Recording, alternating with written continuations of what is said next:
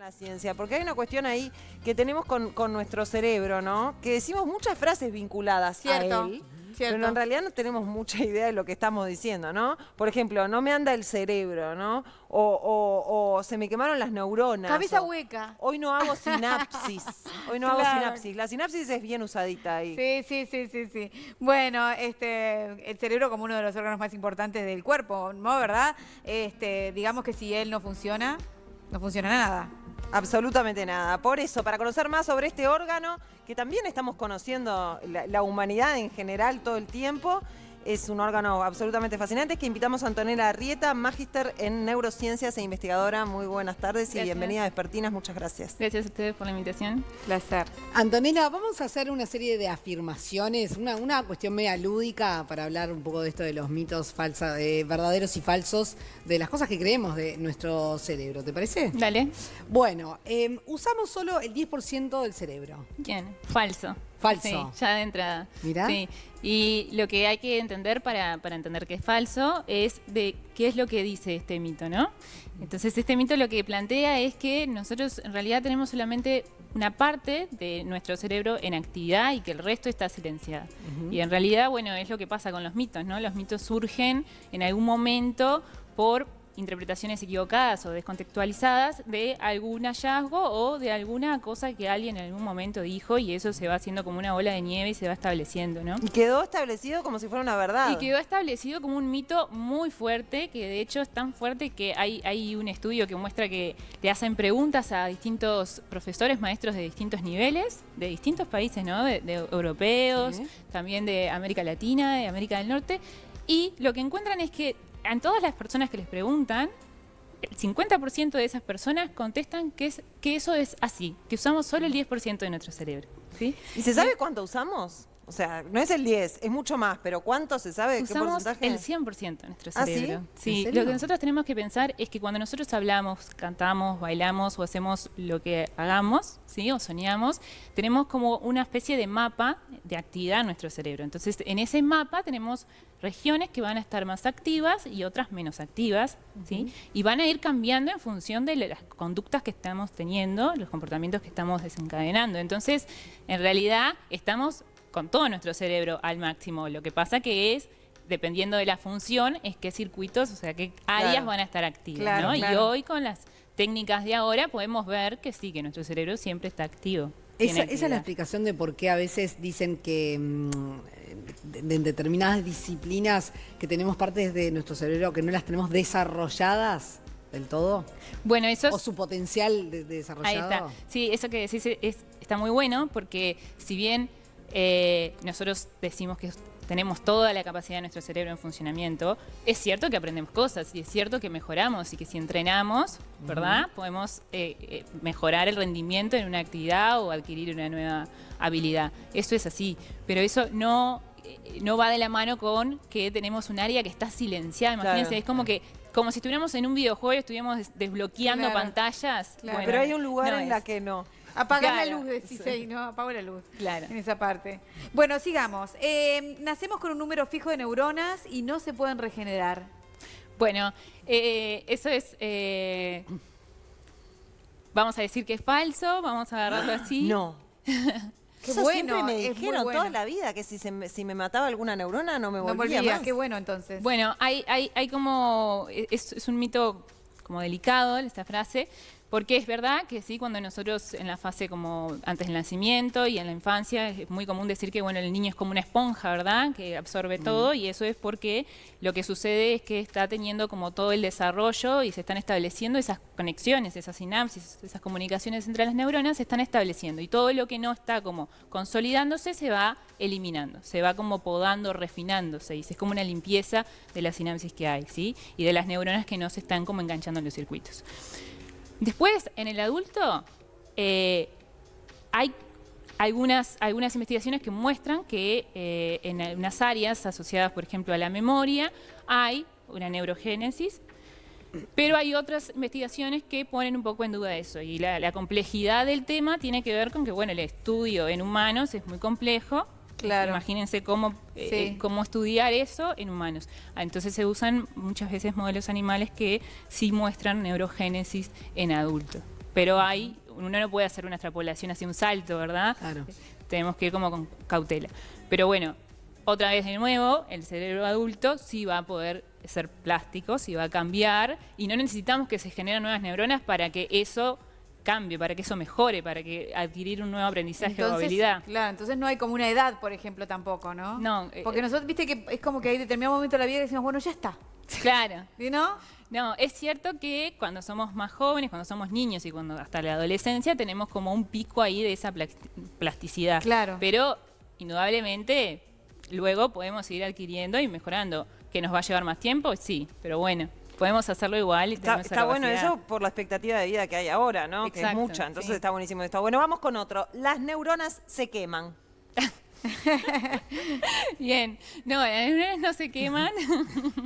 Las neuronas pueden, en realidad lo que pasa, por ejemplo, cuando consumimos determinadas drogas o sustancias, lo que sucede es que vamos a estar como repercutiendo en la comunicación que tienen las neuronas entre sí, entonces van a tener un mal funcionamiento y lo que entran es como es un programa de muerte celular y van a pero no decimos que se quemen, digamos. ¿Qué ¿no? tipo de sustancias serían? claro. Pues, ¿no? Porque Bueno, muchos estimulantes o, por ejemplo, no sé, incluso el alcohol genera y también depende mucho en qué fase, ¿verdad?, de la vida y en qué cantidades nosotros consumamos esas cosas. Por eso se dice Pero- que hasta los 21 años es mejor no consumir ninguna droga, ni ningún alcohol, ni nada, justamente por eso, por el estado, digamos, de evolución de nuestro cerebro. Estamos como, tiene que ver un poco también con esto de la plasticidad de que les hablaba antes, es como que es una etapa sensible en la niñez, en la formación, imagínense que también durante el desarrollo, antes de nacer, son etapas muy sensibles para el desarrollo neuronal, entonces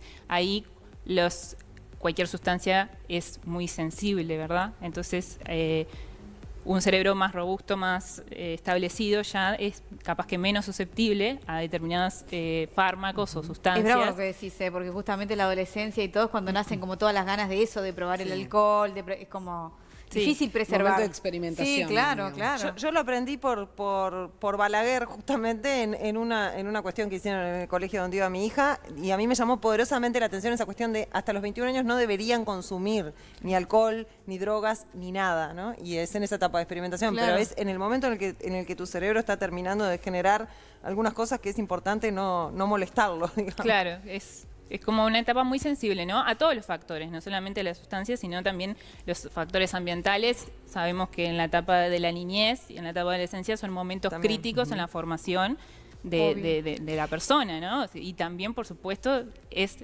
cuando hablo de la persona es necesariamente también cambios en nuestro cerebro, porque van a cambiar nuestra conducta. ¿Y los golpes? Porque viste cuando te decían que si te das un golpe se te morían neuronas. ¿Pasa eso también? Más allá de Bueno, los consumos, ¿no? Cuando uno se da la cabeza contra algo, ¿te puede pasar eso o no? No, bueno, si tenemos un accidente, indudablemente un golpe muy no. fuerte, vamos a tener una lesión, pero no, Si Los te golpes- caes de la cama, no. todo bien. Los golpes todo de bien, no torpeza, pasa no. nada. Si te caíste cuando eras chico, está todo bien. Está todo ¿Sí? bien. Está genial. Viste que muchas veces cuando estamos lentos hay una frase hecha que decimos no me hace sinapsis el cerebro o las neuronas o bueno, tiene sus variantes, ¿no? Pero no estoy haciendo sinapsis. ¿Es cierto? No, no es cierto. Siempre estamos haciendo sinapsis, aunque pensemos que no estamos pensando en nada, estamos teniendo un montón de actividad. De hecho, hay varios estudios en donde, bueno, ponen a personas en una especie de escáner, una resonancia magnética funcionales, entonces lo que hacen es ver la actividad del cerebro, se le pide a la persona que entre nomás y que ponga su cabeza en blanco y hay un montón de actividad. O sea, todo el tiempo estamos, eso de que no hacemos sinapsis, no, estás haciendo sinapsis, seguro que estás haciendo un montón de sinapsis, ahora capaz que no estás haciendo una cosa clara, una acción concreta, ¿no? Claro. Pero, ¿y qué está pasando en nuestro cerebro cuando sentimos eso, que estamos como lentos, sin haber ingerido ninguna sustancia, digo, en una situación normal, ¿no? ¿Qué es lo que pasa? Bueno, ¿Por qué lo sentimos como adormecido o que estamos lentos? claro. Bueno, eso hay como durante el día uno tiene como distintos momentos donde tiene actividad, ¿no? El organismo durante la noche descansa, se hace una consolidación de memoria de cosas que son relevantes para el funcionamiento, otras no, y también se hace como una limpieza hasta nivel como fisiológico, ¿no? Es como un momento de reparo, pero también de actividad. Luego a la mañana uno como, dependiendo obviamente, ahora está bastante más hablado el tema de la cronobiología y eso, pero en distintos momentos del día, nosotros que somos diurnos, vamos teniendo como picos de actividad. Hacia la noche, cuando cae el sol, nosotros vamos a estar más cansados y la actividad se suma. Entonces, eso de estar más activos o despiertos, bueno, depende un poco de como el estado global del organismo, ¿no? Y también de variables como el día, la luz del día, el momento del día, si está más nublado o menos nublado, eso también nos afecta a nosotros. Claro. Hablemos de las dimensiones del cerebro. Un cerebro más grande no te hace más inteligente. Bien, bueno, eso es cierto que hay una relación entre el tamaño del cerebro y las capacidades cognitivas, podemos decir, pero si pensamos en el tamaño de nuestro cerebro, nosotros tenemos un cerebro que pesa 2,5 kilos, pero el de un elefante pesa 5 y el de la ballena azul 8. Entonces, hay que pensar también en que no es que nuestro cerebro sea el más grande de todos, porque ya vemos que esos ejemplos nos dicen que no. Pero sí es cierto que nuestro cerebro es el más grande en relación a nuestro tamaño corporal. Y eso es importante, tener esa comparación. Y además es el más grande dentro de los primates, ¿sí? Como los monos, los chimpancés. Claro. Entonces ahí sí vemos, podemos hablar de esa relación, pero es importante tener claro que es una relación cuando hacemos comparaciones entre especies, esto de cerebro más grande, capaz que más capacidad cognitiva. No podemos decir que entre nosotros voy a ir a medir la cabeza, voy a ir a medir cuánto mide mi cerebro. Mi abuelo tenía toda una teoría buenísima que era que los que tienen frente ancha eran más inteligentes. ¡Ja! A mí me venía re bien. Algunas veces sí, lo sé. A mí me venía re bien y me contaba con los dedos, a ver cuántos dedos ¿En me serio? entraban. Sí, Ay, claro. por Dios. Sí, tenía todo. Eso no. Sí, no. Vos con tal de dejarlo contento te rapabas hasta acá, ¿no? Con tal de que te quedara aquella de frente al pie. Obvio. No, igual soy re frentona, yo no tenía problema. De repente lo inventó para justificar mi frentona y que no me sintiera mal. Que te dejara de hacer el cerquillo. Bueno, tenemos varios mitos más y varias cosas más para hablar. Un montón. Hacé la pregunta, hacela. Así la dejamos Hacé pendiente la para el próximo bloque. ¿Querés? Bueno, Dale. un poco ya lo adelantaste. Por eso, pero de repente hay más para agregar. Cuando sos adulto ya no cambiás más. Pero no la vamos a responder. Seguimos con esta entrevista maravillosa que estamos aprendiendo un montón de y que todo. todavía nos queda, o sea, no sé, va a tener que venir como 50 veces más, me parece una cosa así, por ahí. Bueno, estábamos hablando del tema de los mitos y nos había quedado un mito, pero te lo vamos a cambiar porque con toda la información y las cuestiones que nos mandó la gente, vamos a cambiarlo por este mito. ¿El cerebro se agota? Tengo el cerebro agotado. La estoy agotada. Bien, bueno, sí, si lo tomamos en el sentido de que cuando estamos haciendo una tarea que nos demande mucha atención o mucha concentración, vamos a tener un punto de tope, digamos, ¿no? Que ya no nos entra más información cuando estamos agotados. Por ejemplo, la típica cuando estudias para el final, en un examen, y quieres meter toda la información de una, hay un momento en donde lees y ya no entra más nada ahí adentro, y no va a quedar más nada. Bueno, sí, hay un punto en donde nosotros tenemos que hacer una pausa y, digamos, hacer como una especie de reposo porque tenemos como esa atención ya, la sostuvimos el máximo de tiempo que pudimos y no ¿Cómo podemos... se hace para resetear?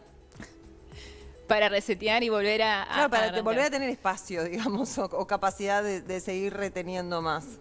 Es descansar para volver a poder enfocar, ¿no? Es como uno tiene como mucha demanda de atención, entonces está como exigiendo o dirigiendo mucho recurso a esa actividad y cuando, bueno, llegó ahí, hay un momento en donde es como el cuerpo, ¿no? Como el cuerpo físico, el cerebro es un órgano más, entonces cuando queda agotado es un músculo que vamos a tener que, ¿no? La típica de que es un músculo que tenemos que entrenar Claro. y que también se cansa, ¿no? Vos sabés que yo conocí a alguien que era como adicto, pensás que es workaholic, esa gente que es adicta al trabajo y que de repente, por ejemplo, le gustaba trabajar de noche porque sentía que la ciudad estaba en calma, su casa estaba en calma y el momento de más concentración. Pero después dormía a la nada y seguía todo el día. Y alguien le dijo un día, vas a matar tus neuronas. Claro, era como, ¿eso es cierto? No, también es...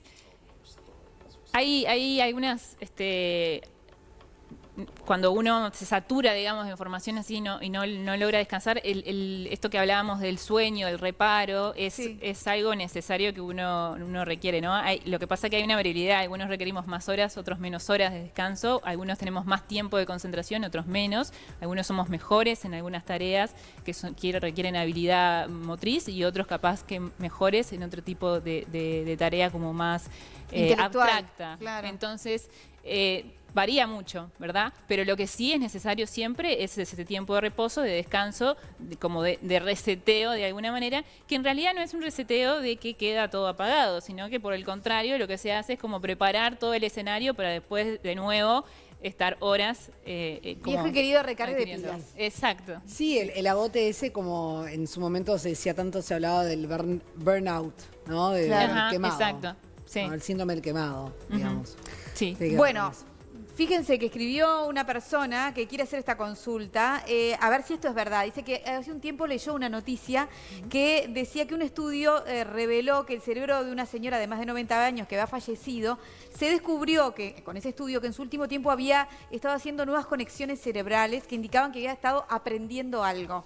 Entonces la pregunta es posible que uno pueda seguir siempre aprendiendo a pesar de que pasa el tiempo, que uno se va volviendo más grande? Sí, totalmente. Eso es 100% así. Uno siempre tiene esa plasticidad. Lo que hablábamos antes es que tenemos como un pico de plasticidad hasta la adolescencia, 20 y poco, y luego eso como que empieza a decrecer. Pero no implica que eso baje a cero, digamos, que no tenga capacidad luego de modular mi cerebro. De hecho, todo el tiempo lo estamos modulando porque estamos interaccionando con el ambiente y tanto con las cosas físicas como con interacciones sociales, y eso está repercutiendo en nosotros. Y si queremos empezar a practicar algo o aprender algo, un instrumento o hacer una carrera, podemos hacerlo igual. Vamos, sin duda, quizás a requerir mayor recurso, ¿no? Vamos a estar más cansados, vamos a tener que prestar más atención. Y de repente no vamos a llegar a ser tan buenos en algo. Pienso en los músicos, ¿no? Y que siempre se habla de cuando empezar desde chiquito. O sea, no te va a dar, digamos... Quizás no te va a dar, pero no te va a dar no por una cuestión de capacidad, sino por una cuestión de la cantidad que uno le tiene que requerir para poder alcanzar el mismo nivel. Claro, los años. Exacto, los años desde niño, ¿verdad? Que uno tiene como ese aprendizaje sostenido en ese momento, pero de grande, si uno pudiera dedicarle, lo que pasa es que ahí la agenda social de uno también interfiere, ¿no? Uno no puede dedicarle todas las horas del día que desearía para ser un músico de conservatorio, ¿verdad? Ahora, Antonella, y ya de adultos mayores, ¿no? Cuando viste que muchas veces dicen, bueno, está bueno que jueguen a las cartas, al solitario o a los distintos juegos, no sé, canasta, truco, cualquiera sea, o palabras cruzadas o ese tipo de entretenimiento, digamos, pero para tener el cerebro andando. Eso, entonces, es recomendable. Sí, mantenernos activos. También leyendo estamos muy activos, ¿no? Cuando leemos un libro, etcétera, estamos activos. Cuando hacemos alguna actividad motora, también tenemos mucha actividad, y eso siempre, la estimulación de nuestro cerebro es con acciones, ¿verdad? O con desafíos, ¿no? Por ejemplo, un puzzle puede ser un desafío, jugar al ajedrez es un reto constante. ¿Están todos en el mismo nivel, digamos? ¿Todos valen lo mismo? ¿O es que leer es mejor que hacer el puzzle? Bueno, en realidad... El cubo. El cubo. En realidad... hay algunas tareas que son como más, que requieren justamente más de lo que estábamos hablando, como más habilidades, o pueden ser más exigentes, pero también es cierto que nosotros podemos agarrar una tarea cualquiera e ir aumentándole el nivel de exigencia, ¿no? Ir complejizándola. Entonces, en realidad, más que en sí la tarea, lo que importa es que tengamos alguna actividad, que incluyamos algunas de esas actividades para mantenernos como activos. Puede ser, si nos gusta hacer crucigramas, podemos hacer muchos crucigramas e ir aumentando. Y si nos gusta leer. Sí, te vamos a despedir, pero mostrando el libro, entonces. Buenísimo. ¿Sí? Fue un gran disparador para invitarte, y además teníamos millones de preguntas y tenemos un montón de preguntas más, ¿sabes? Muchos temas. Sí, ¿no? claro. Porque el cerebro tiene eso, que es amplio. Tiene Así eso. que te vamos a invitar de nuevo, Antonella. Muchas gracias. Si venís. Aceptá nuestra invitación, va a ser un placer charlar contigo. Bueno, muchas Dale, gracias. Gracias por a ustedes. venir. Gustazo.